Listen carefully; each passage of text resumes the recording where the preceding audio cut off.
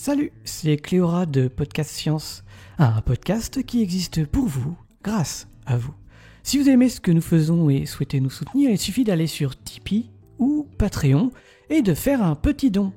Et même un tout petit, pour même pas le prix d'un abonnement à un service streaming pour regarder vos meilleures séries, vous nous aidez à servir la science et la connaissance avec un minimum de qualité sonore. Et c'est notre joie. Merci et bon épisode.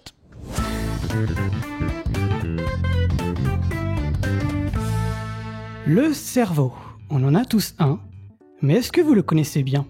Installez-vous confortablement dans le meilleur de vos sillons cérébraux. Dans cet épisode, vous serez bercé par la voix de Topo, qui nous contera l'histoire du cerveau. Vous êtes bien sur Podcast Science, épisode 533. Tenez-vous prêts au récit décortiqué du cortical. Nous sommes le mercredi 24 septembre 2025. Bienvenue.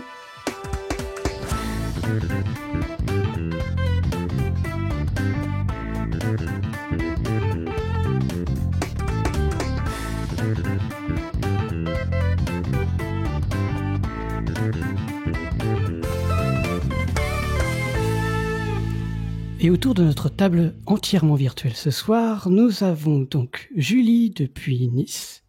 Salut. Moi-même depuis la Normandie. Et enfin Topo, Pierre Kerner depuis Paris. Hello, hello. Qui va nous faire son petit dossier sur l'histoire du cerveau. Et on commence à partir de quand ? On commence à partir de quoi ? De quand pour parler de l'histoire du cerveau ? Ah ah bah, je suis au taquet, hein. Allez, let's go. On commence à partir de très très très loin. On va remonter à l'Antiquité. Mon dossier du jour, ce sera les histoires de cerveau. Visiblement, le mien est peu fonctionnel ce soir. Et du coup, moi, j'avais une question.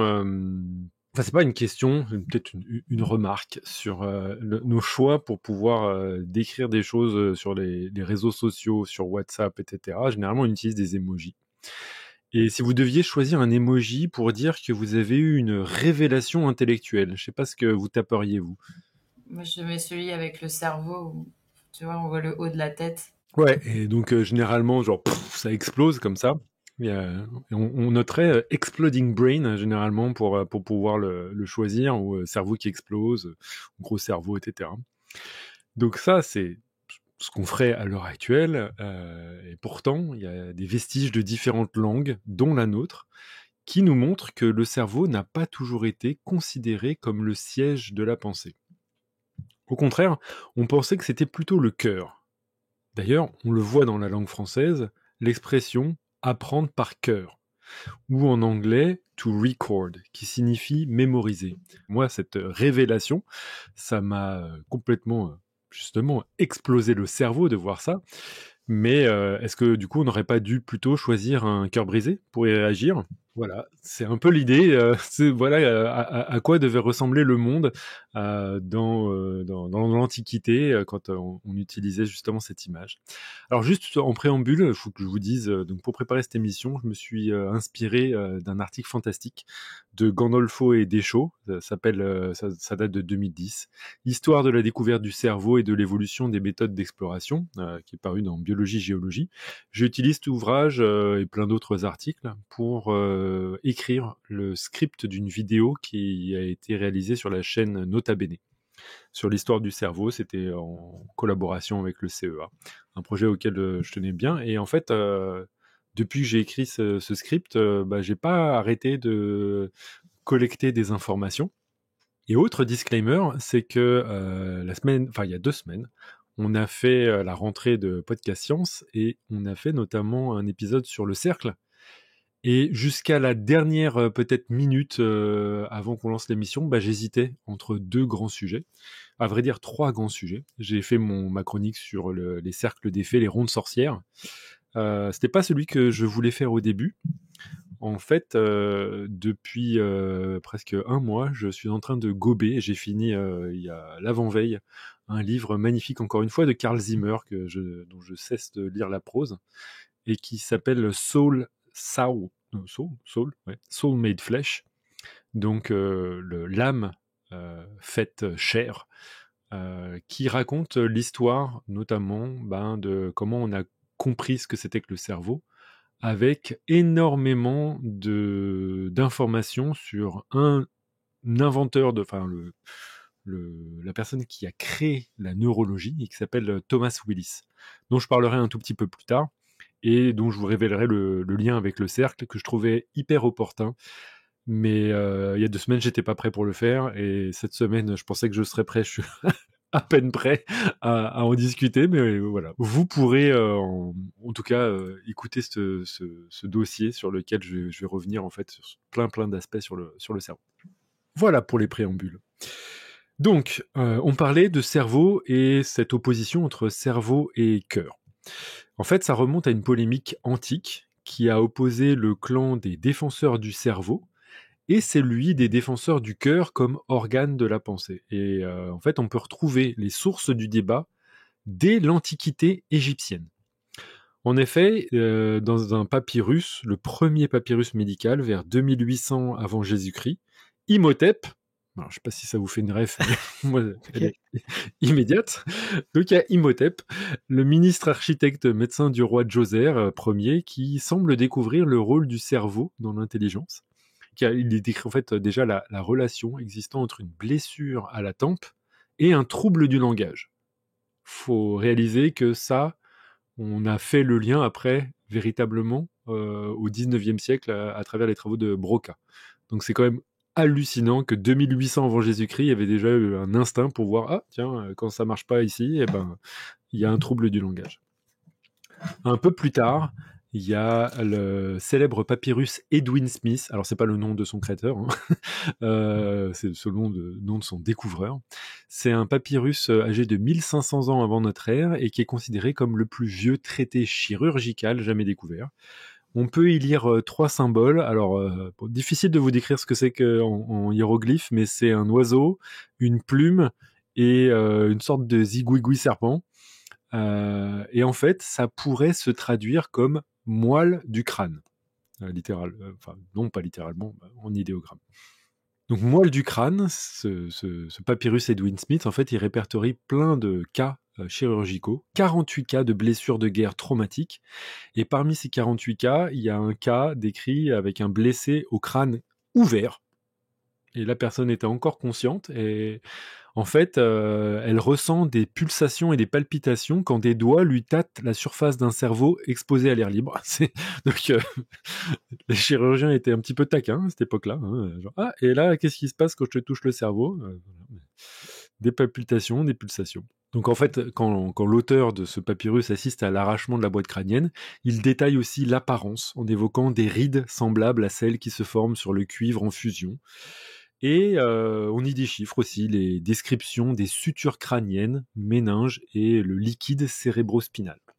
Et pourtant, le cerveau n'est pas un organe crucial pour les Égyptiens, qui prêtent plutôt au cœur l'honneur d'accueillir l'âme, puisqu'on sait qu'ils le laissaient dans les momies directement. C'est un des seuls organes qui est laissé dans les momies.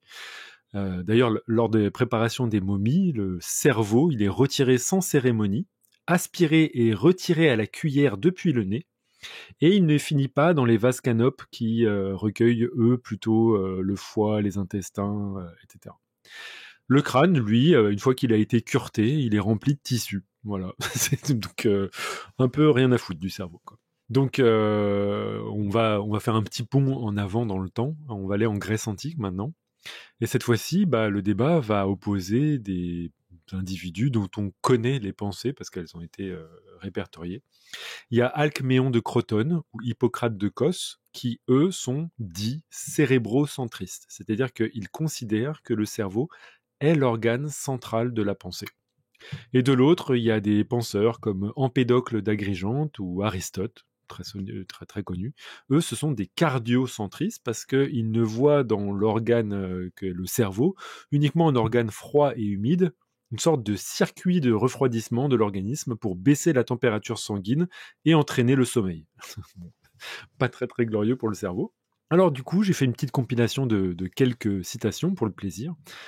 Vous avez Thalès de Milet, vers 624 à 548, qui dit « L'esprit se trouve dans le cerveau, qui représente l'unité de la conscience et sert de médiateur avec le corps. » Donc là, un cérébrocentriste. On passe à Empédocle d'Agrigente, 485-435. Le cœur est le siège des sentiments et de l'intelligence. Ah, bon, bah du coup, un coup dans l'eau pour Empédocle. Ensuite, on a Démocrite d'Abdère, vers environ 470-370. Hein. C'est pas trop. Le cerveau surveille comme une sentinelle l'extrémité supérieure, citadelle du corps, confiée à sa garde protectrice. Le cerveau, gardien de la pensée ou de l'intelligence, contient les principaux liens de l'âme. En d'autres termes, la pensée et la raison siègent donc dans le cerveau, mais l'émotion dans le cœur. Bon, bah alors lui, en fait, il disait « Oh, bah je veux pas être pénible. C'est à la fois le cerveau, mais à la fois le cœur. » Voilà. On a Platon, 428-348. La raison siège dans le cerveau, l'ire dans le cœur, donc l'ire c'est la colère, et la cupidité dans le foie. Donc lui, il rajoute un petit... allez, c'est parti, je mets un autre organe dans les émotions et la raison. Vous avez Hippocrate de Cos, lui par contre, 460-359. Dans son chapitre 14 de son traité, celui qui est intitulé « De la maladie sacrée », il nous écrit « Si l'encéphale est irrité, l'intelligence se dérange, le cerveau est pris de spasmes et convulse le corps tout entier. » En fait, on pense qu'il décrivait l'épilepsie. Cette affection se nomme apoplexie. Bon, c'est pas exactement le terme qu'on a gardé. C'est du cerveau et du cerveau uniquement que proviennent nos plaisirs, nos joies, nos rires et nos railleries, aussi bien que nos peines, nos douleurs, nos chagrins et nos larmes. C'est par là que nous pensons, surtout que nous connaissons, nous voyons, nous entendons et nous distinguons le laid du beau, le mal du bien, l'agréable du désagréable. C'est par le même organe que nous devenons fous ou délirants et que les peurs et les terreurs nous assaillent, et les rêves et les errances inopportunes. Toutes ces choses que nous endurons quand notre cerveau n'est pas sain, mais devient anormalement chaud, froid, humide ou sec, ou encore souffre de toute affection contre nature. Je considère donc que le cerveau exerce le plus grand pouvoir sur l'humain. Ouais, pas pour rien qu'on l'appelait Hippocrate, hein, quand même, c'était pas le dernier des imbéciles, même si bon, il y avait ce lien un peu bizarre entre la chaleur, l'humidité, le froid de cet organe. En effet, il y avait toujours cette idée qu'il y avait des 4 humeurs pour pouvoir expliquer toutes les maladies du corps. Et puis est arrivé Claude Galien de Pergame, vers 131-200. C'est un médecin grec ayant soigné plusieurs empereurs romains, et après avoir étudié des lésions de plusieurs gladiateurs, il aidait beaucoup les gladiateurs, il est convaincu du rôle primordial du cerveau dans la pensée et imagine que les nerfs sont des tubes creux dans lesquels circule une sorte de fluide, ce qu'on a appelé le pneuma psychique ou l'esprit animal, quelque chose de bizarre qu'il n'a pas vraiment défini, mais ce pneuma psychique navigue notamment dans les ventricules de l'encéphale. Ce qu'il faut savoir, c'est que notre cerveau, il est composé de sortes de boursouflures, et à l'intérieur, à cette époque-là, on ne savait pas très bien ce qu'il y avait à l'intérieur, mais on pouvait voir que c'était creux, et lui imaginait que c'était vide, et que naviguait dans ces ventricules le pneuma psychique. Mais donc, selon lui, le cerveau, en fait, c'était une pompe. C'était l'équivalent du cœur, sauf que ça pompait le pneuma psychique. À savoir que, d'ailleurs, le cœur, il ne savait pas trop que ça pompait. C'est loin d'être une description neurologique satisfaisante, malheureusement. Pourtant, l'influence de Galien va être colossale sur la médecine médiévale, notamment parce que ses idées semblent compatibles avec le concept d'âme dans l'Ancien Testament, puisqu'il y a une sorte de dualité de l'âme dans l'Ancien Testament, et donc ce pneuma psychique serait celle qui succède puisqu'elle est impalpable, c'est celle qui va justement subsister dans l'au-delà notamment. Alors ce qui est intéressant, c'est que Claude Galien, il va aussi décrire différents organes ou différentes structures. Il décrira notamment une structure appelée le réseau admirable, rete mirabile, et il décrira notamment comment cette structure distille le sang humain pour le convertir en pneuma psychique, qui est pompé dans le cerveau. Donc pour lui, il voyait un lien entre le sang et le pneuma psychique. On prend le sang, on le distille et hop, ça va dans le cerveau, dans ces différents ventricules, et c'est ça qui nous permet d'avoir toutes nos actions. Alors, il fait quand même certaines expérimentations. Il est notamment connu pour avoir montré qu'on pouvait arrêter le rugissement d'un lion en pinçant leur nerf laryngé. On a uniquement cette description. Je ne sais pas du tout à quoi ressemble cette scène. Vraiment, je serais vraiment très très intéressé de savoir exactement comment il a prouvé ça, mais visiblement, il a pincé le nerf d'un lion et ça a montré qu'il était capable de casser son rugissement. D'autre part, il fait énormément de dissections. Il effectue une dissection d'animal par jour, mais en fait, il fait pas beaucoup de dissections humaines. Il fait peut-être trop de dissections animales par rapport aux humains parce qu'en fait, il faudra des siècles avant que des docteurs s'aperçoivent que la description des organes de Galien décrivait ceux qu'il avait vus chez des animaux et non des organes humains. Donc il y a un gros quiproquo sur les écrits de Galien. Beaucoup pensent qu'il parle de l'humain et en fait, la plupart du temps, il prenait des organes d'animaux et il disait, bah voilà, ça doit être comme ça que ça se passe chez l'humain, quoi. Et spoiler, c'est pas tout le temps la même chose, quoi. Bref, tous ces grands savants étaient donc limités par la connaissance qu'ils avaient de l'anatomie humaine. Et en fait, il a fallu attendre la démocratisation des dissections pour trancher le débat, si vous me permettez l'expression. Le Moyen-Âge, notamment, va apporter très peu de progrès en anatomie. Il y a le frein de l'Église concernant les dissections, mais en fait, il y a aussi une sorte de mythe autour de cet interdit qu'aurait donné l'Église. Alors, on le sait, l'Église n'était pas fan des dissections. Mais c'est pas pour autant qu'elle les interdisait. Et il y a eu beaucoup d'interprétations, en fait, plutôt du côté du 19e siècle ou du 18e siècle, qui critiquaient l'Église et qui disaient que durant le Moyen-Âge, en gros, il y avait beaucoup de bullshit sur le Moyen-Âge pendant le siècle des Lumières et après, pour un petit peu marquer la Renaissance, comment on a appris les pensées. Et notamment sur les dissections, c'est pas vrai qu'il n'y en avait pas dans les pays européens pendant l'époque où il y avait une sorte de, on va dire, de restriction, mais pas vraiment formelle de l'Église. Donc, pour clarifier, les raisons principales pour lesquelles on ne pratiquait pas les études de cadavres, en fait, elles étaient très diverses.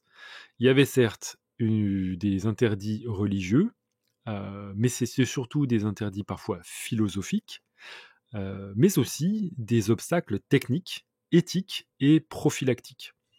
En gros, on ne pensait pas que les dissections étaient utiles. Ça, c'est l'aspect philosophique. Les gens se référaient plus aux écrits des anciens, ils citaient plus volontiers Aristote et Galien, que de réaliser des dissections pour vérifier ce qui était dit. Ça leur suffisait largement. D'autre part, on ne savait pas bien faire les dissections, on considérait que pour certains c'était un sacrilège, mais surtout, on oublie, on risquait des infections mortelles en faisant des dissections. Donc en fait, les rares infractions à ces règles permettaient de constater l'incapacité à faire des dissections et surtout le danger de les faire. Et quand des dissections avaient été faites sur des cerveaux, vu que grosso modo ça avait l'apparence de tripes, ça confirmait l'opinion générale que en aucun cas ça pouvait servir à contenir l'entendement humain. Les gens étaient là, oui, on nous la fait pas, le truc mou là, dégueulasse, c'est bon, c'est pas là-dedans qu'on va avoir de la pensée. Cependant, on peut noter qu'il y a certains savants, comme Némésius, évêque syrien d'Émèse, ou encore saint Augustin, 354-430, donc vraiment le tout début du Moyen-Âge, à peine, c'est eux qui ont réhabilité certaines idées de Galien, notamment en conférant aux ventricules du cerveau les rôles de gestion de l'imagination, de la raison et de la mémoire. Donc sans pratiquer des dissections, ils savaient qu'il y avait des ventricules dans le cerveau. Et dans le détail, il y en a 3 principaux qui étaient considérés par ces savants, enfin ces grands penseurs. Le premier, il était appelé Fantasia, ou encore Sensus Communis, c'est peut-être cela dont vient le sens commun, et aussi on le connaissait sous Imaginativa. Il est relié par le vermisso au ventricule moyen, appelé cogitation et estimation. Et enfin, le ventricule le plus postérieur est appelé memorativa ou mémoire. Et donc, les sens du goût, gustus, et de l'odorat, olfactus, vont se projeter dans le sensus communis. C'est pour ça que c'est le sens commun. Donc c'est par rapport au sens gustatif, odorat, etc. Donc en fonction des courants de pensée, les idées de Galien ou celles d'Aristote étaient privilégiées car toutes deux compatibles avec les enseignements de la foi. Donc je vous rappelle, Galien, lui, c'était un cérébrocentriste, Aristote, c'était un cardiocentriste. En fonction des personnes, elles devinrent, quoi qu'il arrive, paroles d'évangile, puisque compatibles avec la Bible. Le moment où vraiment les représentations du cerveau commencent à ressembler à quelque chose de reconnaissable, c'est à la Renaissance, notamment à travers les dessins d'un certain Léonard de Vinci, qui semble, on ne sait pas, avoir pratiqué des dissections clandestines, sans le dire. C'est peut-être pour ça que ces dessins, on ne les a tous retrouvés qu'à titre posthume. Donc il y a un célèbre dessin qu'on appelle une étude de la tête, du cerveau et des nerfs crâniens, qui a été réalisé vers 1493. Dedans, il y a Léonard qui présente une coupe sagittale de la tête, et on voit les couches représentant les méninges. Donc il y a une très très bonne description des méninges, ça c'est assez fascinant. Et par contre, le dessin, on voit la coupe transversale et il n'y a pas de cerveau. Il n'y a rien dedans. Il y a juste les 3 ventricules. Donc ça, c'est probablement avant qu'il ait fait une quelconque dissection. Schématiquement, il représente les 3 ventricules issus de la pensée de Galien, issus de Némèse, etc., de Némésius, etc. Ça ressemble en gros à 3 citrons mis à la queue leu. C'est vraiment nul comme dessin. Sur le même dessin, à gauche, il montre les couches d'un oignon, probablement pour évoquer le fait qu'il fait un parallèle, une analogie entre un oignon et les méninges, qui sont les couches les plus superficielles qui couvrent le cerveau.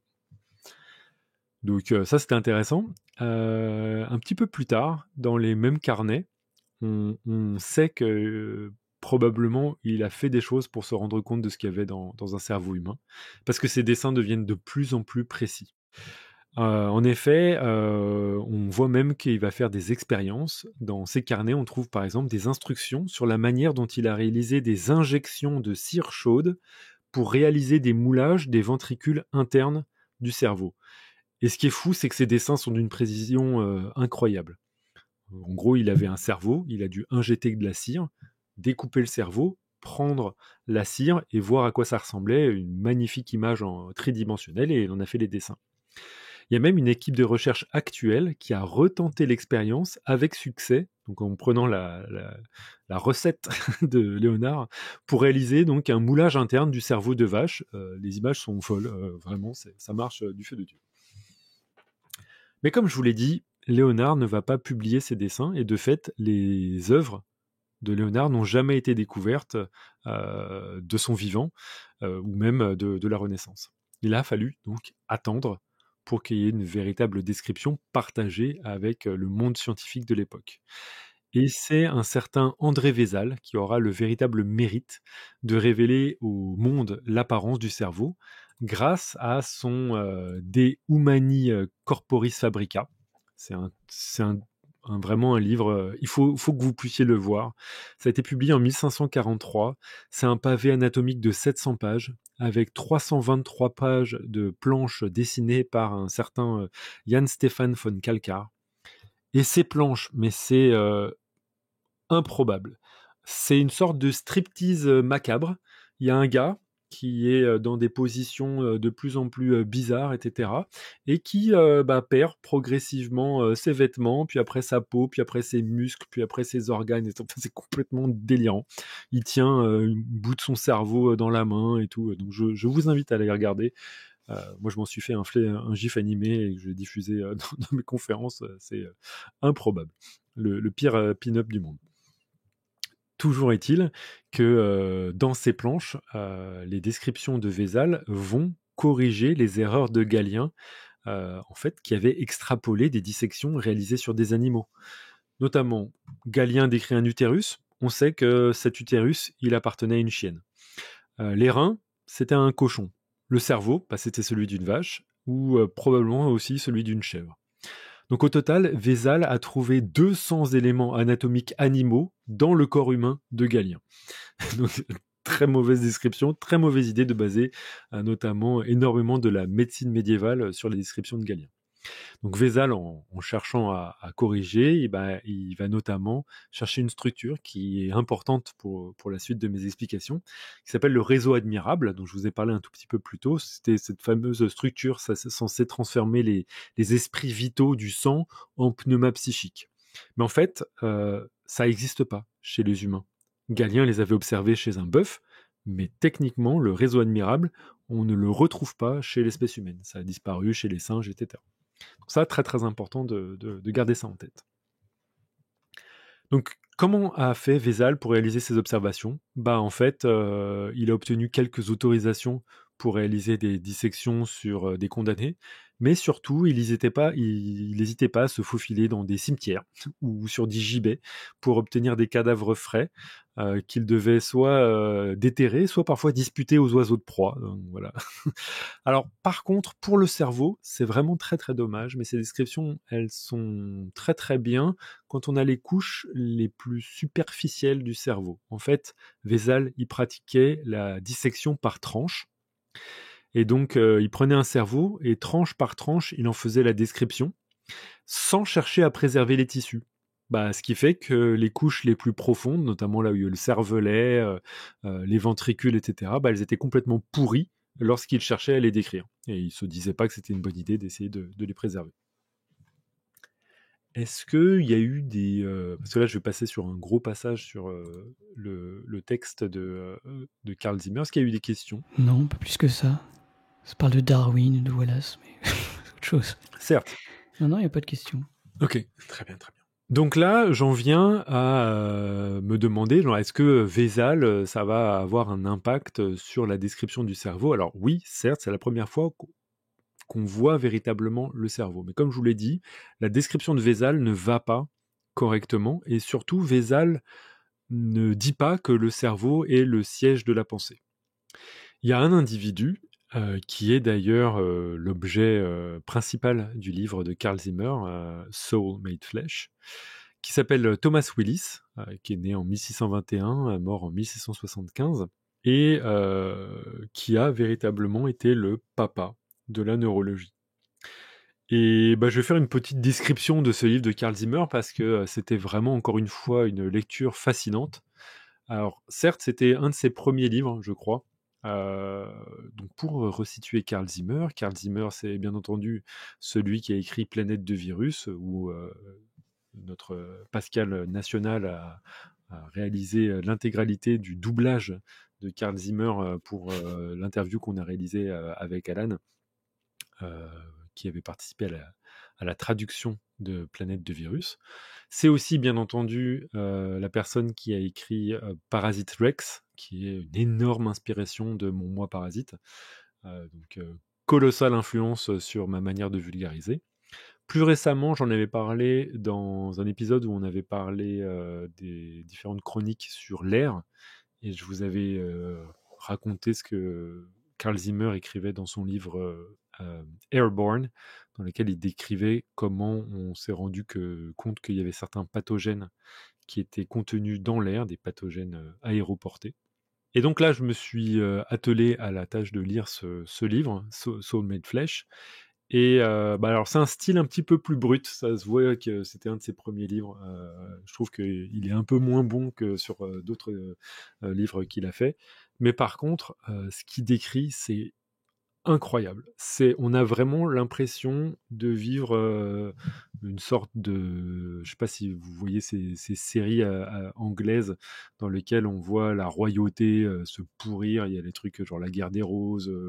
Plus dernièrement, il y a une série qui s'appelle Wolf Hall, dans lequel on voit justement le roi, je crois que c'est Henri IV qui bute tout le monde là. Henri VIII, non ? Henri VIII, tu as raison. Merci Julie. Qui est le fameux roi qui a buté toutes ses femmes parce que il voulait avoir un héritier mâle et il a pas réussi, quoi. Quel rapport avec le cerveau, du coup ? C'était pour vous dire que si vous regardez ces descriptions de séries, vous vous rendez compte à quel point c'était des époques dans l'histoire anglaise complètement folles. Là, on n'est pas du tout sous Henri VIII, on est au début de Thomas Willis sous Charles Ier. Et sous Charles Ier, il y avait non pas du coup Thomas Cromwell, qui est décrit dans L'ombre du Tudor, mais Oliver Cromwell, qui était un membre du Parlement anglais. Déjà, je découvrais que leur royauté avait un parlement qui décidait de certaines choses. Et en fait, on apprend que Thomas Willis, qui vivait à Oxford, lui, il était royaliste, c'est-à-dire que à cette époque de Charles Ier, il était très pour le roi et notamment assez associé au catholicisme. En tout cas, il était plus près du catholicisme que du protestantisme pur qui était en train de se dégager en Angleterre.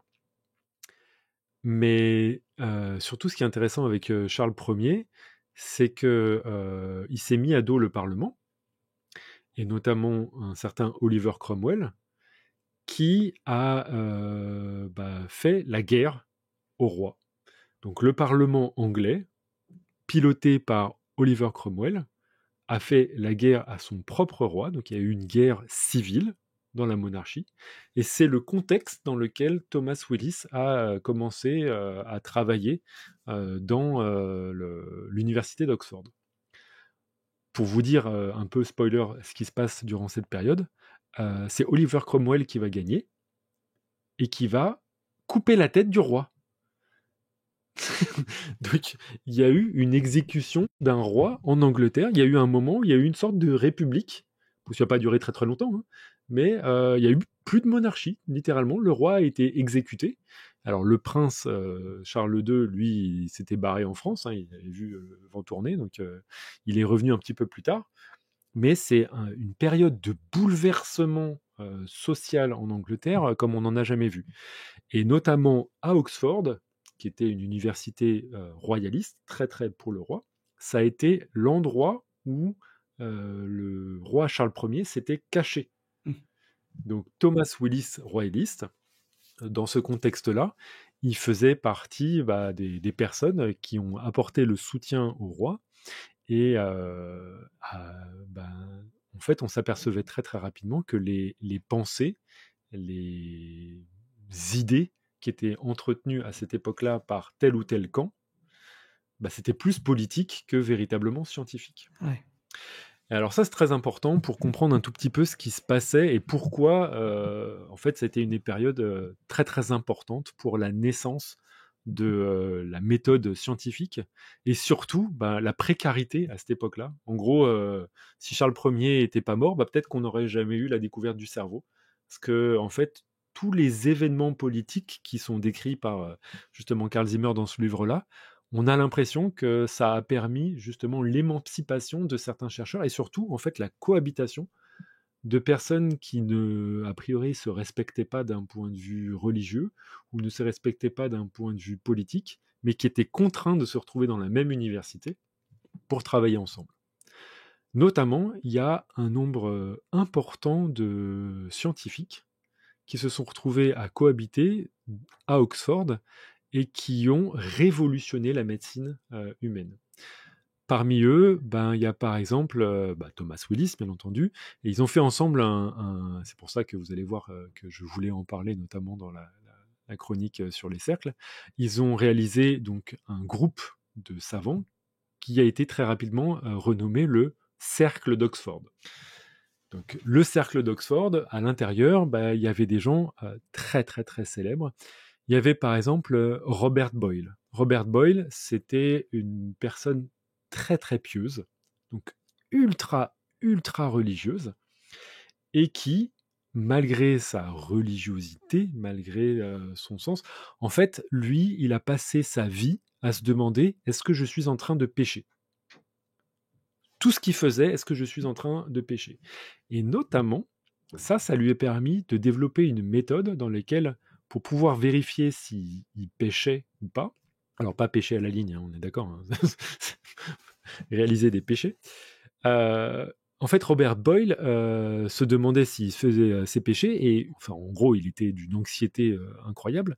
Pour pouvoir assouvir son anxiété, il consignait toutes ses pensées, et surtout, quand il voulait réaliser des expériences, il était d'une prudence absolue pour ne pas dévoyer la description de la nature qu'a créée Dieu.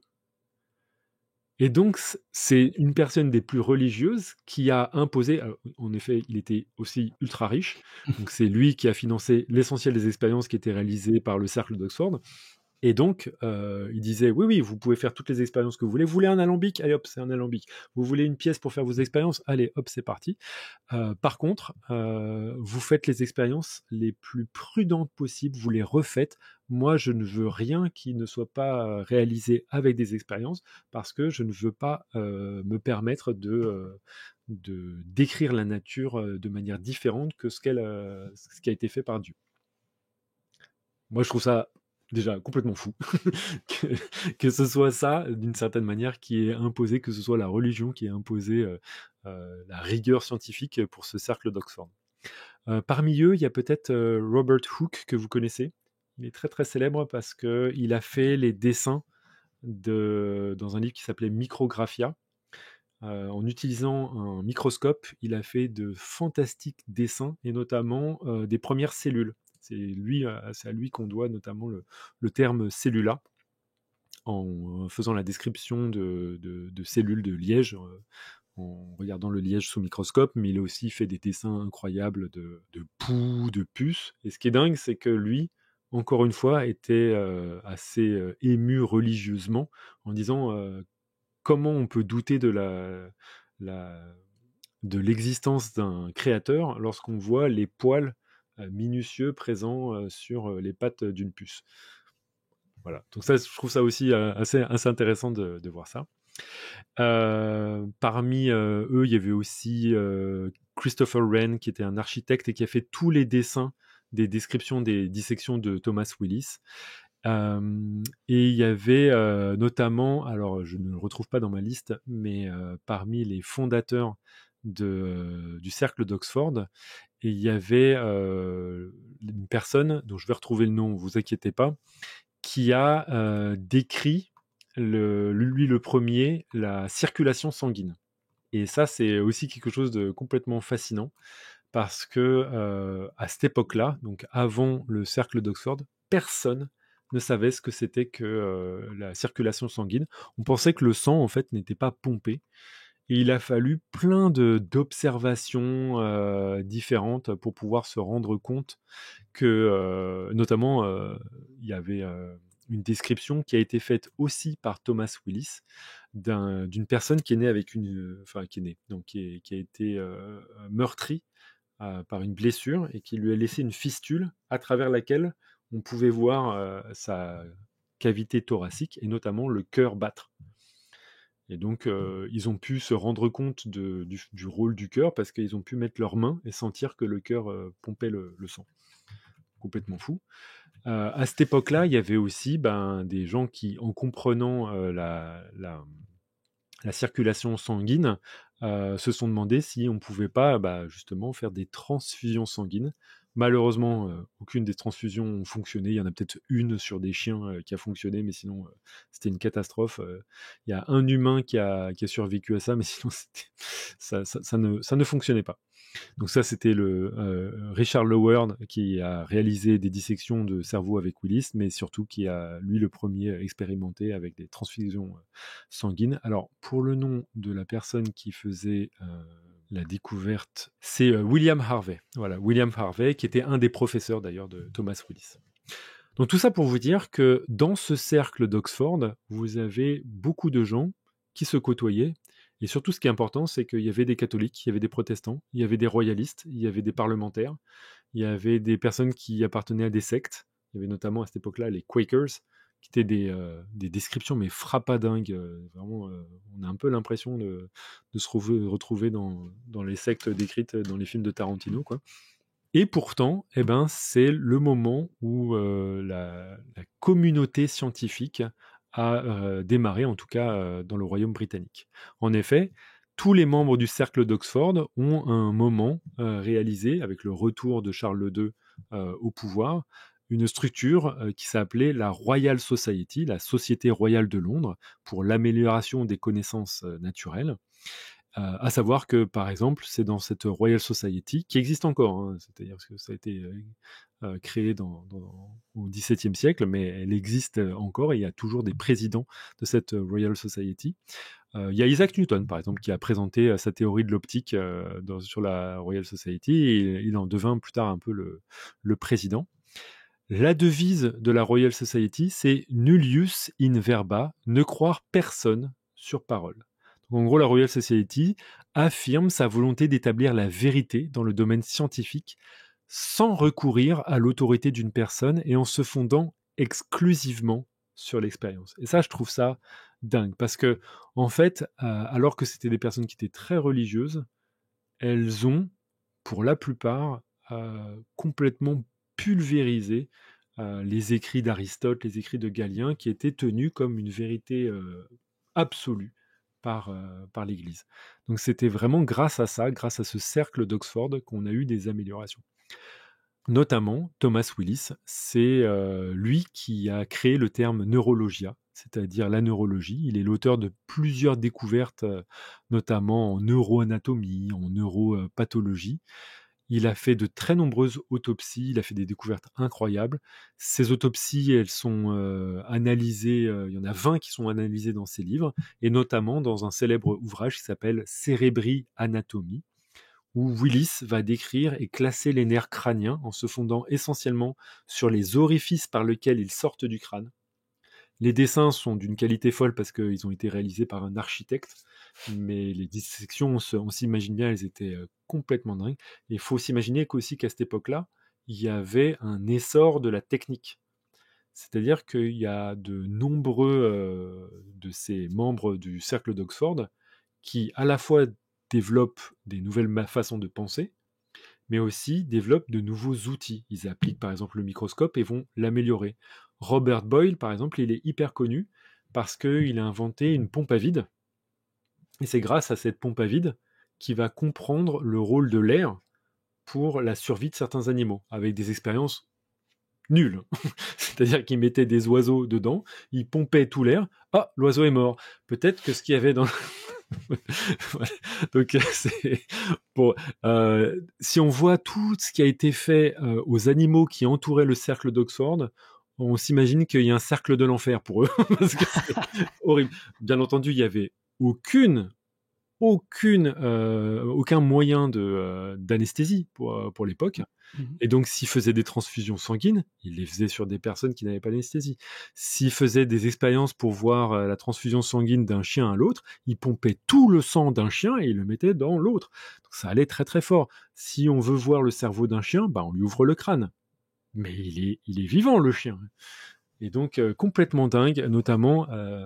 fréquemment avec des descriptions genre « Ah, ce qui est fou, c'est que le chien, après que je lui ai ouvert le cerveau, il continue à me suivre et me lécher la main. Ça veut dire que ça doit pas faire trop mal. » Donc voilà. Pour ça, je vous recommande quand même la lecture de ce livre parce que c'est... En tout cas, moi, il y a des moments où je riais dans le métro tellement... de nervosité, hein, quand même. Je rappelle par des personnes religieuses. Ah bah bien sûr, il n'y a aucun problème. C'est des animaux. Rien à péter. À ce propos, d'ailleurs, il y a un livre que va écrire Thomas Willis un tout petit peu plus tard, qui s'appelle Sur l'âme des brutes, The Soul of Brutes, et il va décrire de manière indifférente les dissections qu'il leur a fait sur des animaux pour pouvoir révéler leur système nerveux, et aussi dans le même ouvrage, des personnes qu'il traite d'idiots, de stupides. Et alors à cette époque-là, visiblement, c'était pas une insulte, c'était une description médicale, et pour voir quelle était l'apparence de leur cerveau, et d'essayer de tisser un lien entre les symptômes qu'ils voyaient chez ces individus-là et l'apparence de la structure cérébrale. Donc surtout, il va faire une description des différentes parties de l'encéphale. Donc grâce à lui, on sait qu'il y a en effet le cerveau, le cortex du cerveau, le cervelet, le striatum, le thalamus optique. le pont, les corps mammillaires, le corps calleux, etc., etc. Tous ces mots-là, toutes ces apparences-là, ça vient directement de la description de Cérébri Anatomie. Son travail est fondamental. Comment il y arrive? Notamment parce que pour les étudier, il stocke les cerveaux et les tissus dans ce qu'il appelle l'esprit de vin. C'est de l'agneau, mais ça permet d'avoir des tissus qui se conservent mieux et qui peut étudier notamment en partie au microscope, mais surtout en faisant des fines lamelles. C'était beaucoup mieux que Vézal. Donc, la deuxième chose que je voulais raconter à propos de Thomas Willis, c'est que, en fait, c'est quelqu'un qui est totalement oublié. En fait, l'ouvrage de Carl Zimmer, moi, j'ai été hyper surpris de le lire parce que je me suis dit, mais c'est fou, ça. Je m'attendais à voir la description que j'avais faite de l'histoire du cerveau. J'ai vu, mais attends, il passe 10 chapitres à parler de Thomas Willis. Moi, je connaissais Thomas Willis uniquement à travers un mot qui s'appelle le cercle de Willis. Et ça, je trouve que c'est très intéressant parce que, encore une fois, ça aurait fait une bonne chronique pour il y a 2 semaines dans lesquelles j'aurais pu vous décrire à quoi ça fait référence, quoi. Donc tu as parlé de cercle d'Oxford, de cercle de Willis, et dans la chatroom, HK nous parle aussi du cercle de la croix. Donc je pense que ça doit être un roman, un truc comme ça, qui parlait aussi des cercles d'Oxford, a priori. Ah bon? Le cercle de la croix, ça parle de ça?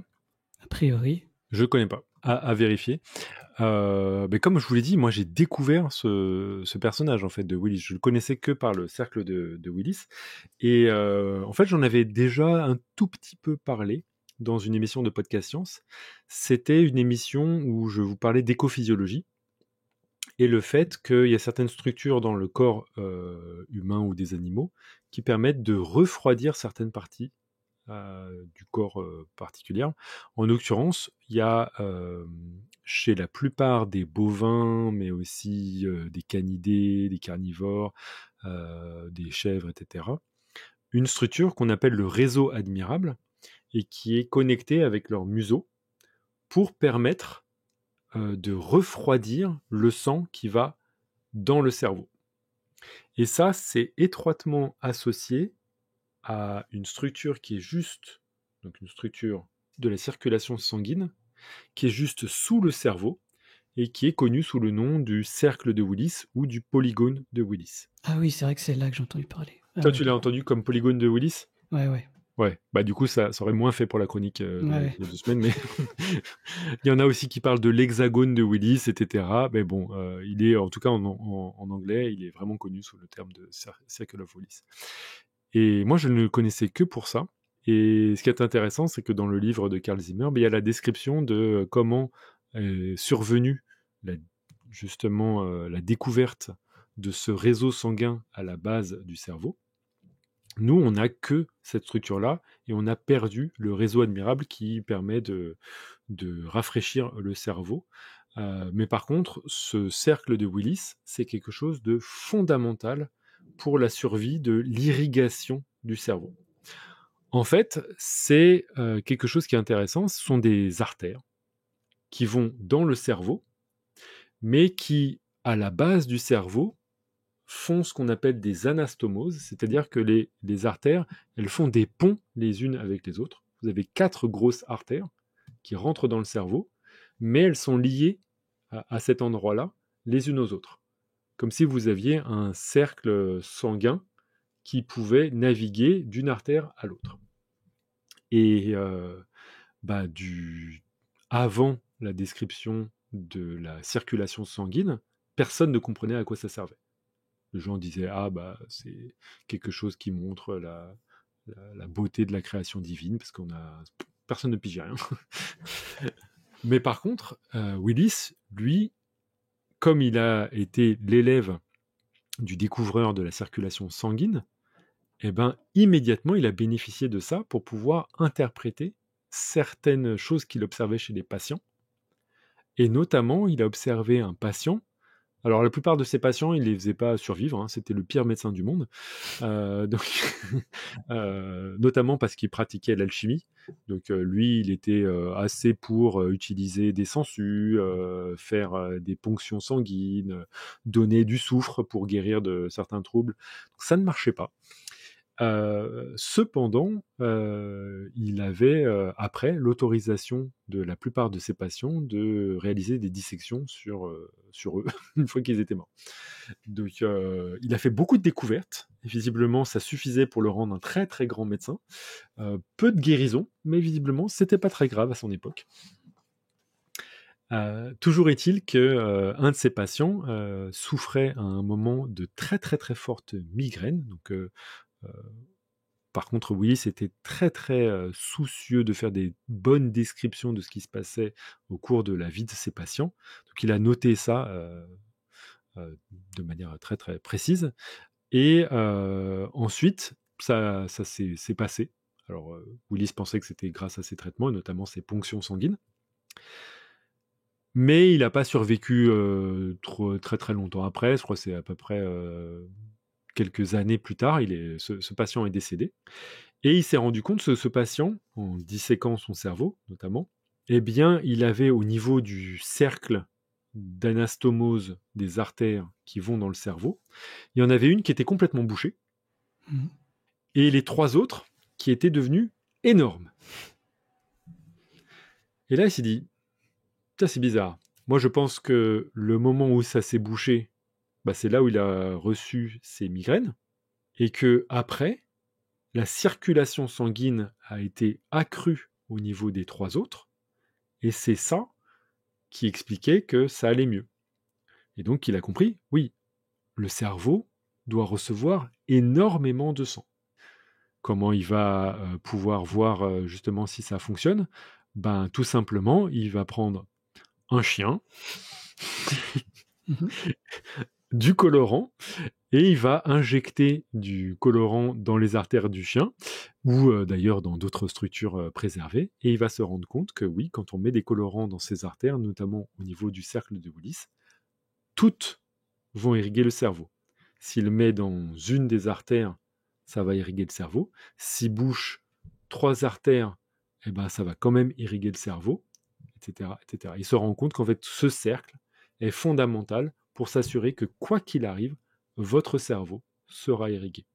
Et c'est aussi, d'ailleurs, cette anostomose qui, en partie, permet le rafraîchissement du sang qui va arriver au cerveau, même si c'est beaucoup moins efficace quand ce n'est pas associé avec le réseau admirable qu'on peut avoir chez les chiens, les bœufs, etc. Parce que c'est pas si grand, hein, de taille, c'est combien En fait, il est réduit chez les singes et notamment chez les humains. C'est beaucoup plus petit que celui qu'on peut retrouver chez un bovin.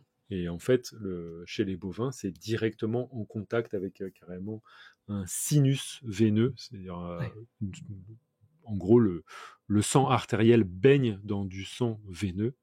Et le sang veineux, il est généralement plus frais que le sang artériel, qui sort directement du cœur. Donc ouais, moi je connaissais ça, mais c'était la seule chose que je connaissais de Willis. Et non seulement je savais pas à quel point c'était presque providentiel, j'ai envie de dire, comme découverte, puisque s'il n'y avait pas eu la découverte de la circulation sanguine dans les 10 ans qui précédaient cette découverte, il n'aurait absolument rien pigé de ce qu'il voyait, quoi. Donc assez fascinant. Alors voilà, ce qui a été fait par Thomas Willis, c'était véritablement une révolution, malheureusement qui a aussi été éclipsée par un de ses étudiants qui s'appelait John Locke, qui malheureusement a repris, c'était un de ses étudiants qui a repris beaucoup de choses qu'a décrit Willis, tout en s'en moquant un tout petit peu, puisque John Locke, d'une certaine manière, il va de manière très très provocatrice décrire le fait que l'esprit est uniquement matériel, et ça n'a pas du tout plu à l'époque. Donc en mélangeant ces idées de Willis, ça a retardé un tout petit peu l'émancipation et la découverte de la neurologie. Cependant, ça a fait quand même suffisamment de bruit et ça a permis d'essaimer partout en Europe et de donner les lettres de noblesse, en tout cas le point de départ sur la neurologie. Le truc, c'est que le cerveau, c'est pas juste un amas gélatineux et plissé avec des couches comme un oignon. En fait, ce qu'il fallait découvrir un peu plus tard, c'est le fait que c'était composé de milliards de cellules et surtout de comprendre à quelles cellules on faisait référence quand on voulait avoir le mécanisme derrière l'intelligence, à savoir le neurone. Donc, on doit tout d'abord la description des cellules à l'invention du microscope en 1590 et son amélioration et sa popularisation à partir de 1674, donc on est assez tard, par Anthony van Leeuwenhoek, qui est un drapier hollandais.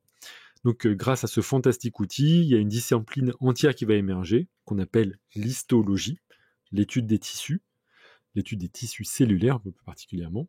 À noter quand même que c'est pas parce qu'on a le bon matériel, de bons microscopes, qu'on est capable de faire des bonnes observations.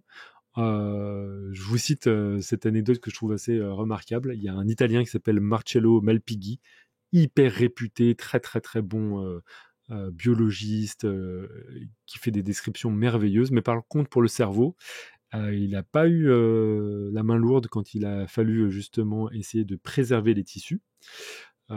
Plutôt que de les conserver dans l'alcool, lui, il s'est dit, moi, je vais les bouillir. Ok. Et en fait, du cerveau bouilli, ça ne ressemble plus vraiment à la structure qu'on peut avoir. Donc certes, il ne risquait plus rien pour sa santé en observant des cerveaux bouillis, mais par contre, ça faisait des artefacts complètement fous. Il a observé des globules qui sont tout simplement du tissu bouilli et qui faisaient des bulles dans le cerveau et qui n'existent absolument pas dans un cerveau sain, quoi. Donc c'est ensuite un autre Italien qui s'appelle Camillo Golgi, aussi très connu pour les biologistes.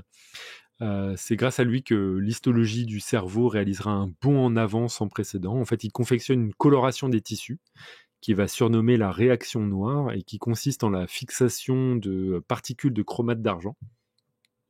Donc dans le cerveau, il verra qu'il y a une couche superficielle qui forme l'écorce ou cortex cérébral. Et ça révèle l'existence de cellules à l'apparence très singulière que Golgi aura du mal, malheureusement, à caractériser. Il imaginait notamment qu'elles forment une sorte de réseau continu. Et ça, on voit un petit peu les vestiges de la pensée d'une sorte de série de canaux qui portent le pneuma psychique. C'est cependant l'espagnol Santiago Ramón y Cajal qui va améliorer la technique de Golgi et lui identifiera l'unité cellulaire du système nerveux, le neurone. Donc ce qui est marrant, c'est que malgré le fait qu'ils étaient absolument pas d'accord, les deux, Golgi et Cajal, vont recevoir le prix Nobel en 1906 pour récompenser leurs contributions respectives. C'est Golgi très très tard qui a reconnu que Cajal avait raison sur sa théorie cellulaire et neuronale. Donc voilà pour ma partie historique. Je ne sais pas si vous avez des questions sur tous ces aspects-là, parce que là j'ai raconté une histoire du cerveau, mais j'aimerais bien vous raconter pour le temps qui nous reste pour cette émission, une autre histoire du cerveau qui est l'histoire évolutive de ce tissu. Moi, j'ai pas plus de questions que ça. Donc on est parti d'Hippocrate et un peu plus par là pour arriver jusqu'aux cellules. On est parti d'Imhotep. Le fameux Imhotep. Imhotep.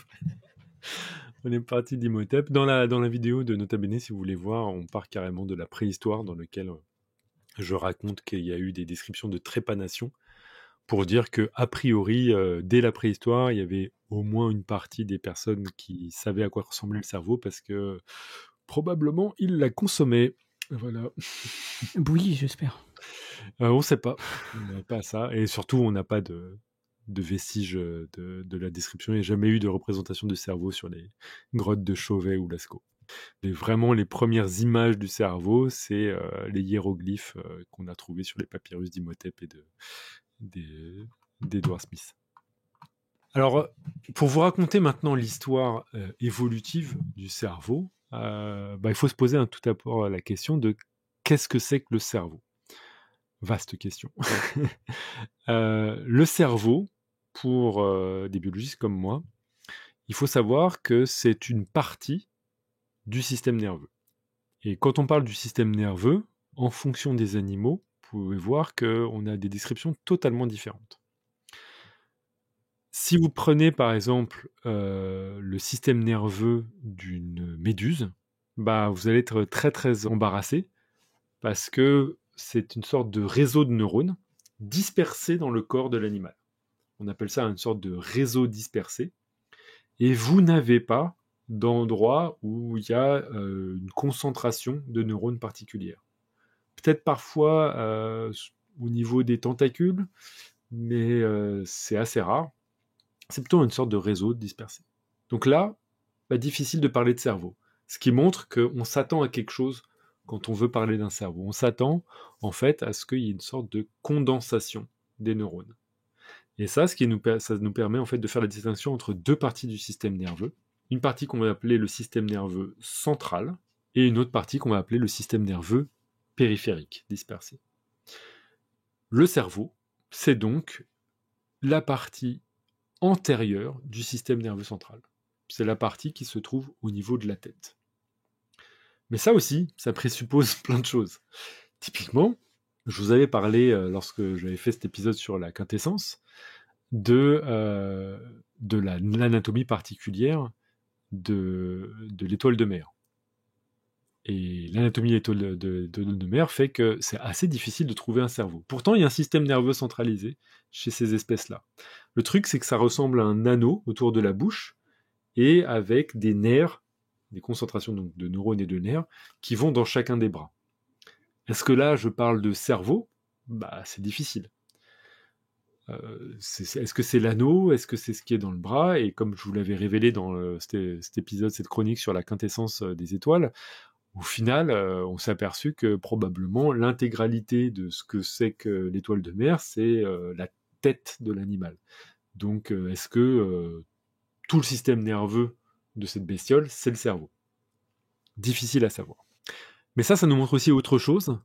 Ça nous montre que quand on veut parler de l'histoire évolutive du cerveau, il faut qu'on se mette rapidement d'accord sur ce que c'est et qu'on écarte certaines hypothèses sur l'origine du cerveau. Écarte ou contemple ces hypothèses. Alors prenons d'abord celui qu'on connaît. Je viens de vous passer peut-être plus d'une heure à vous parler de ce que c'était que l'histoire de la description du cerveau humain. Le cerveau humain, c'est un cerveau typique d'un système nerveux centralisé d'un vertébré. Or, chez ces organismes-là, c'est la partie la plus boursouflée d'un long tube qu'on appelle la moelle épinière. Et ce qu'il faut savoir, c'est ce qu'on a commencé à décrire pendant tous ces épisodes, c'est que non seulement la moelle est creuse, mais le cerveau est creux aussi, avec des ventricules dans le cerveau et une sorte de conduit dans la moelle épinière qui est rempli d'un liquide, qui est le liquide céphalorachidien ou cérébrospinal. Les fameuses ventricules où il y avait une psyché liquide ou je sais pas quoi qui passait selon certains auteurs. Ce qui amène à se rappeler pourquoi ils les trouvaient creux. Tout simplement parce que quand ils avaient leur tissu, le liquide avait eu le temps de sortir. Et ils ne l'avaient pas préservé. Ils ne s'étaient pas rendu compte qu'il y avait du liquide dedans, alors que Imhotep et le descripteur du papyrus et d'Égypte antique qui a été découvert par Edward Smith, eux, l'avaient fait à la description d'un liquide à l'intérieur. Donc, gros naze. Mais bon, donc il y a un liquide à l'intérieur de la moelle épinière qui est protégée par les vertèbres, et au bout de la moelle épinière, là où normalement il devrait y avoir juste la fin du tube, c'est comme si on avait gonflé dans un ballon, cette énorme boursouflure qui se trouve dans le crâne. Et d'ailleurs, cette boursouflure, elle est tellement justement contrainte par le crâne que, au cours du développement embryonnaire, on est capable de voir justement ces fameux replis qui se forment pour donner l'apparence un tout petit peu de noix ridée qu'on voit à la surface du cortex du cerveau. Ou d'intestin, selon d'autres. Alors, malheureusement, j'ai retiré une partie des descriptions que je voulais faire parce que c'est très très visuel, mais je vous recommande de voir les descriptions qui datent du 19e siècle, des dissections réalisées par des Japonais du cerveau humain, et à s'y méprendre, c'est un bol de ramen. c'est littéralement ça, ou de udon, comme vous voulez, mais c'est vraiment c'est un plat de pâtes, quoi. C'est des spaghettis. Donc ça montre que probablement eux aussi ils avaient un interdit moral, notamment dû au shintoïsme, de faire des dissections, et Donc, il faisait uniquement sur des on-dit, sur l'apparence de ce que c'était. Donc ça, c'est intéressant de savoir que le système nerveux central a une certaine apparence chez les vertébrés, parce que, en fait, le système nerveux central d'autres espèces, ça ne ressemble absolument pas à ça. On a déjà évoqué le fait que chez les méduses ou chez les autres organismes qu'on appelle les cnidaires, donc anémones de mer, méduses, coraux, etc., c'est un réseau dispersé. Il y a d'ailleurs des animaux où il n'y a pas de système nerveux. Les éponges, pas de système nerveux. Donc, c'est même pas la peine de chercher. Chez les étoiles de mer, c'est un anneau autour de la bouche avec ces fameux nerfs radiaux qui vont dans chacun des bras.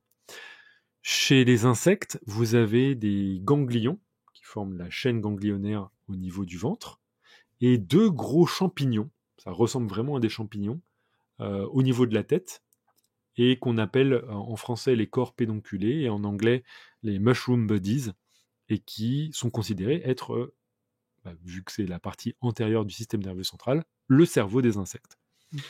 Est-ce qu'on pourrait pas dire que le cerveau, c'est un gros ganglion, finalement? Alors, nous, non, parce que on sait à quoi ressemblent les ganglions, notamment ceux qui sont liés à la moelle épinière, et la structure de ce qu'on appelle ganglion autour de la moelle épinière n'est pas du tout la même structure que ce qu'on voit dans le cerveau. Il n'y a pas cette division entre cortex, pallium, il n'y a pas tous les organes, les sous-parties, le pons, le thalamus, l'amygdale, l'hippocampe, etc. Toutes ces structures-là ne sont pas identifiées dans les ganglions qu'on peut voir ailleurs dans l'anatomie d'un humain. Et probablement que c'est pas le cas non plus chez les insectes. Ok, donc les ganglions, c'est un groupement homogène de neurones, quoi. Exactement.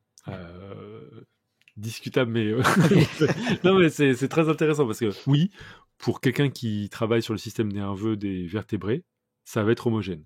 Pour quelqu'un qui travaille sur le cerveau des insectes, il va dire ça va pas te dire homogène, mais non, il y a plein de parties. Mais du coup, c'est débat d'experts, mais c'est justement ça va être tout le sel de la conversation qu'on va avoir sur l'histoire évolutive du système nerveux.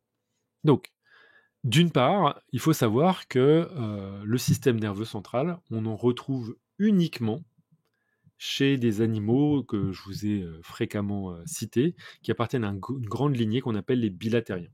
Les bilatériens, encore une fois, je vous rappelle, ce sont des animaux qui ont ce qu'on appelle une symétrie gauche-droite, chez qui on peut distinguer la tête de la partie postérieure, la partie ventrale de la partie dorsale, même si parmi les bilatériens, il y en a certains qui ont perdu cet aspect bilatéral. Je vous recite encore une fois cet article, cette chronique sur les étoiles de mer qui ont perdu leur apparence bilatérale. Donc voilà, les bilatériens, on est capable de retrouver chez la plupart d'entre eux un système nerveux central. Parmi les bilatériens, en fait, il y a des grandes lignées. Nous, on fait partie d'un groupe qu'on appelle les chordés, et un de ces sous-groupes, c'est le fameux groupe dans lequel il y a les vertébrés, avec ce système nerveux central en forme de tube. De manière intéressante, il y a d'autres bestioles, comme par exemple les insectes, qui eux ont plutôt une chaîne ganglionnaire sur la partie ventrale et l'apparence du cerveau en forme de champignon. Il y a une troisième lignée qu'on appelle les spiraliens, dans lequel vous avez les mollusques, les bivalves, les vers annélides, etc. Tout cela, ils ont aussi une chaîne nerveuse ganglionnaire avec parfois des gros lobes. Ça, c'est le cas, par exemple, chez les poulpes. Et ce qui est intéressant, c'est qu'il y a du cartilage. Alors, pas du cartilage comme nous, avec des os, mais en fait, c'est une sorte d'extension de leur coquille, une sorte de vestige de leur coquille, qui maintient une protection autour de ces gros lobes. Donc, a fortiori, si vous avez bien suivi ma description, à travers la description du système nerveux central de toutes ces bestioles-là, on a un peu l'impression qu'on utilise le même mot pour des structures qui n'ont rien à voir. Mmh. Même sur la position en fait, du système nerveux central, ça ne correspond pas. Chez les insectes, chez les crustacés, chez les poulpes, chez les vers annélides, le système nerveux central, il est au niveau de la partie ventrale. Et c'est une chaîne de ganglions. Chez les vertébrés, c'est un tube dorsal. Si vous tâtez votre vertèbre, elle est dans le dos, et c'est bien là que se trouve votre moelle épinière. Et en plus, je vous rappelle, c'est un tube. Donc c'est pas la même structure d'un point de vue rien que quand j'en fais la description anatomique. Donc quand on a commencé un peu à mettre de l'ordre dans la classification des animaux, il y a pas mal de chercheurs qui se sont dit, en fait, quand on parle de cerveau, c'est abusif de faire la description du cerveau d'un insecte au même titre que le cerveau d'un humain. Ce qu'on fait, c'est ce qu'on appelle une analogie, de la même manière que c'est abusif de comparer l'aile d'un insecte avec l'aile d'un oiseau. Certes, ça sert à voler, mais c'est pas les mêmes structures, et probablement que l'ancêtre commun d'un insecte et d'un oiseau n'avait pas d'aile, et que donc c'est apparu plusieurs fois au cours de l'évolution. C'est le phénomène de la convergence évolutive. Donc ça, c'est l'hypothèse qui prévalait pendant très très longtemps. Le système nerveux central, et notamment le cerveau, est apparu plusieurs fois au cours de l'évolution des bilatériens. Le cerveau des insectes n'a rien à voir avec le cerveau des vertébrés. Ça, je vous en parle parce que, justement, petit spoiler, moi j'ai réalisé ma thèse sur ce sujet. Ma thèse, c'est notamment l'histoire évolutive du système nerveux des bilatériens. Et dans cette thèse, j'ai proposé j'étais pas tout seul, hein, on était très très nombreuses équipes de recherche, que en réalité, le système nerveux central existait chez l'ancêtre commun de tous les bilatériens. Et pour pouvoir argumenter de ce scénario évolutif, il fallait expliquer certaines choses. La première, c'est la position du système nerveux central. Nous, je vous ai dit, chez les insectes, il est ventral, et chez les vertébrés, il est dorsal. Or, dans l'histoire des connaissances justement et des savants, et notamment chez les Français, il y a un célèbre chercheur qui s'appelait, c'était plutôt un savant de l'époque des Lumières, puisque c'était Étienne Geoffroy Saint-Hilaire, 1772 et 1844. Et la légende veut, donc c'était une sorte de pseudo-évolutionniste. Il commençait à faire des anatomies comparées assez audacieuses. Il envisageait peut-être que les espèces pouvaient se transformer au cours du temps. Mais surtout, parmi toutes les pensées qu'il a eues, Étienne Geoffroy Saint-Hilaire, il s'est caractérisé par une idée saugrenue. La légende veut qu'il l'ait eue en mangeant une langoustine. Et ce qui s'est passé, c'est qu'en mangeant cette langoustine, il a fait « dis donc, certes, c'est délicieux, mais ce que je peux voir, c'est que le système nerveux est ventral chez cette langoustine, le système digestif est central, et le système vasculaire de cette langoustine est dorsal. » Vous pouvez faire ça si vous faites une dissection de blatte, vous avez toujours cette organisation, système nerveux ventral, au milieu le tube digestif, et en haut, donc la partie la plus dorsale, la partie de la circulation sanguine. Du coup, il a retourné sa langoustine, il a fait « voici un vertébré ». Un peu comme s'il y avait eu une inversion dorso-ventrale qu'il figurait avec sa langoustine. Alors lui, il ne savait pas encore ce que c'était que véritablement la théorie de l'évolution. Il a fallu attendre un autre chercheur qui s'appelle Anton Dorn. Ses dates, c'est 1840 et 1904. Lui, donc, bénéficiait de la compréhension de la théorie de l'évolution selon Charles Darwin. Et il a justement réhabilité la vieille hypothèse d'inversion dorso-ventrale d'Étienne Geoffroy Saint-Hilaire, cette fois-ci en considérant que l'ancêtre commun de tous les bilatériens devait probablement ressembler à un ver segmenté, un annélide, et qu'il y a eu une inversion chez les vertébrés. Comment il savait que c'était chez les vertébrés par rapport au reste vivant ? Tout simplement parce qu'il savait que la plupart des organismes, les annélides, les vers plats, les insectes, etc., avaient cette partie ventrale, et c'est donc au final, petite partie des bilatériens, les vertébrés, qu'on trouve cette inversion. Cette inversion dorso-ventrale, il faut savoir que elle est aujourd'hui largement acceptée par la communauté scientifique, notamment parce qu'on a montré comment, au cours du développement embryonnaire, des gènes qui sont identiques entre les insectes et les vertébrés, entre les vers marins et les vertébrés, etc., organisaient la partie dorso-ventrale de ces organismes-là, mais étaient inversés chez les vertébrés. Et ça, on a pu faire notamment des tests en montrant, si on perturbe ces gènes chez les insectes, on obtient des embryons tout ventraux ou tout dorsaux, et on a exactement les mêmes effets quand on fait cette expérience-là sur les vertébrés. On est capable d'obtenir des embryons de vertébrés ou d'organismes proches parents des vertébrés qui sont complètement dorsalisés, complètement ventralisés, si on perturbe les mêmes gènes qui existent chez les insectes, etc. Donc l'inversion dorso-ventrale a pendant un moment été très fortement considéré comme le scénario probable sur le changement d'orientation des vertébrés. Ça, c'était le début de ma thèse, et moi, j'ai voulu caractériser le fait que l'inversion dorso-ventrale nous permettait notamment de documenter le fait que le système nerveux central ventral de pratiquement tous les bélatériens s'était retrouvé dans la partie dorsale de tous les vertébrés. Et pour cela, il fallait prouver une deuxième chose. Je vous ai dit que anatomiquement, les vertébrés avaient un tube. Mhm.